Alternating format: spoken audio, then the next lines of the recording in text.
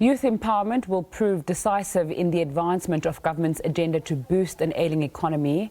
Our reporter Nothando Magudulela filed this report.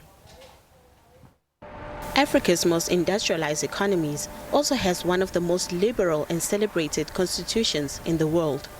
This year, South Africa celebrates 25 years of democracy, leaving behind a systematic discriminatory form of governance that benefited only a few. And yet, youth across the country face challenges of unemployment, lack of access to education, and economic opportunities. Unemployment is reported to be the most pressing issue as it determines the youth's economic participation. So the Youth Employment Service was set up in collaboration between government, business and labour to address this national crisis. We have over a third of young people in our country who are not in employment, education, training. They're not in jobs.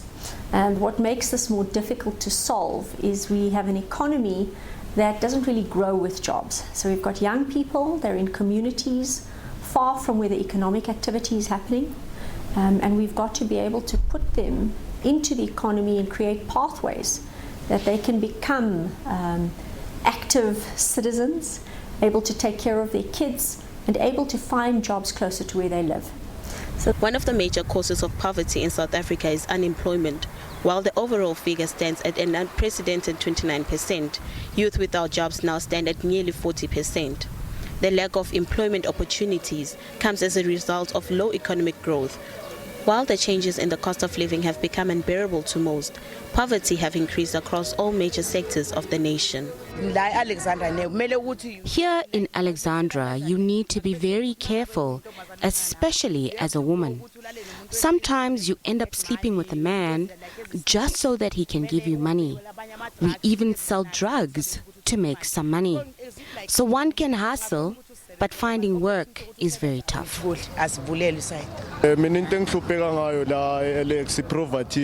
one thing that bothers me about Alex is poverty and lack of work. So we have even resorted to playing board games just to make a little bit of money. But the good thing is that we as neighbors help each other in the community. It's very hard not having a place to live, and there's a lot of us. There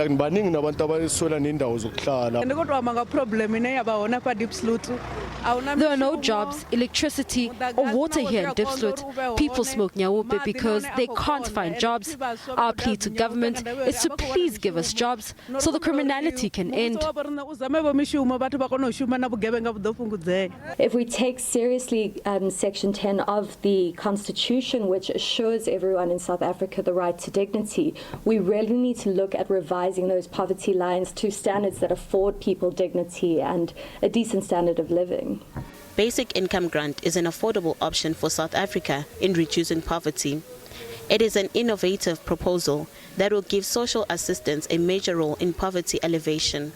This type of social security could significantly reduce poverty. Recently, we've just heard the reposting of the poverty lines in South Africa. What we face in South Africa is an ever-increasing level of income poverty and inequality. So we have over 50% of the population, 55.5% of people living below the upper bound poverty line. We have more than 1 in 4 people living below the starvation line. So poverty is a traumatic experience for many millions of people in South Africa, and it's also structural. So it's not something which is cyclical, that someone falls into poverty and then is able to work themselves out. The problem about poverty is that it's intergenerational. Many households are born into poverty, and their generation, their children are born into poverty and continue that way. What we need to do is find ways in which we can break this so that people have the hope that they in their lifetimes will be able to move out of poverty and that their children's lives will be fundamentally different. Like the young citizens of South Africa, 25-year-old democratic South Africa has made some significant gains towards imagining an ideal and inclusive society. But there is a lot more work to be done to realize that society for everyone. With South Africa celebrating 25 years of democracy this year, the question remains, what is there to celebrate when you can barely put food on the table? Nothando Magudulela, SABC News, Johannesburg. Let's get some more on this. SAFTU General Secretary Zwelinzima Vavi joins me in studio. Thanks so much for your time on SABC News. So we know that there's a crisis. What's to be done? There's about 15 proposals that SAFTU have put on the table. Those proposals break with the current status quo, with the current economic thinking that is so prevalent in the government. Those proposals will be seen to be radical by the people who are holding on to the current status quo. And those proposals break a new ground. And they start by saying that, look, the first thing we must recognize is that we are in a deep, deep crisis. And that crisis is not a passing crisis. That crisis is going to continue, in particular in the context of yet another world economic crisis that is showing signs that it is going to be as big as the 2007-2008. So it's not just an economic crisis. South Africa is also facing so many other crises that all speak to the fact that we've done very little to move away from the colonial and apartheid economic thinking and structure that was left behind by the apartheid rulers. We're still operating within that structure, and that structure is just not helping the majority of the black working class to get out of the crisis of unemployment and poverty. So we have said that the first thing that you ought to do is to recognize that everything that has been tried over the past 25 years by the government has simply failed dismally. So we're saying that government, please, can you consider at least few major steps that you ought to be taking? One of them, quite and immediately. Can you consider a real stimulus package? Not that thing that the president announced last year, which nobody remembers what happened and what change it made. We're asking, for example, that the government must put on the table a 500 billion rands as the stimulus. And that it must immediately intervene in the economy to kickstart it, to get the wheels of the economy rolling, to circulate resources and money, to address the poverty of the majority so that they can be active participants in the economy, so that they can buy resources within South Africa, goods that are produced in South Africa, to help the firms in South Africa to roll their wheels. Without that, we're just dead in the water. And we're now making suggestions about exactly where such resources can be spent. That's my question, is where's South Africa going to get 500 billion rand from right now in this economic climate? Look, this is exactly the crisis in South Africa. We are refusing to do the obvious, if that obvious is seen to be tinkering on the status quo and on the power of the powerful elites that control the economy. Let's give you some few indicators where the government can get that money.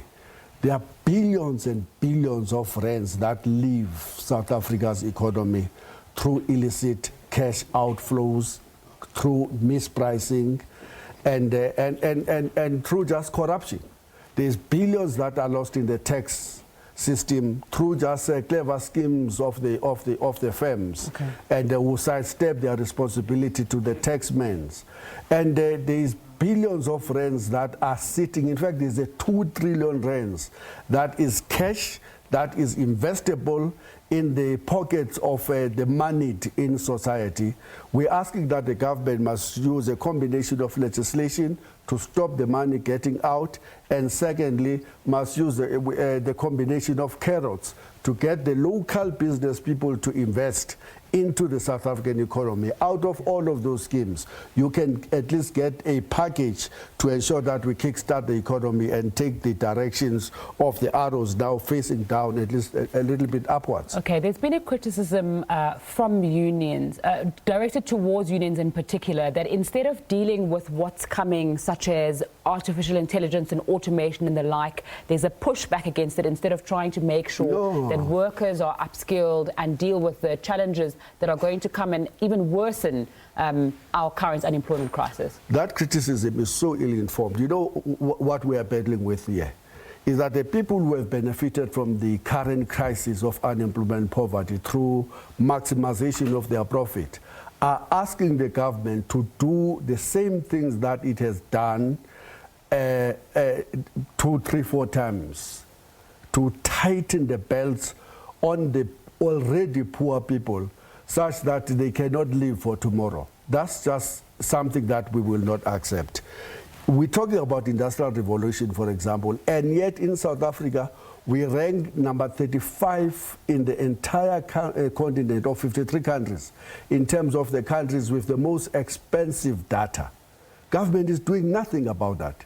The government is not saying to Vodacom and to MTM, you have to act, or else we are taking those licenses and giving them to people that can give us cheaper data, because without a cheaper data, we are dead in the water when it comes to the fourth industrial revolution. I think there are discussions around the data price and bringing it down. That's all we do have time for. For how long now, we have been having that discussion? Thanks so much for your time on SABC News. Arabile, it's over to you as we continue the discussion on jobs and the job crisis facing South Africa.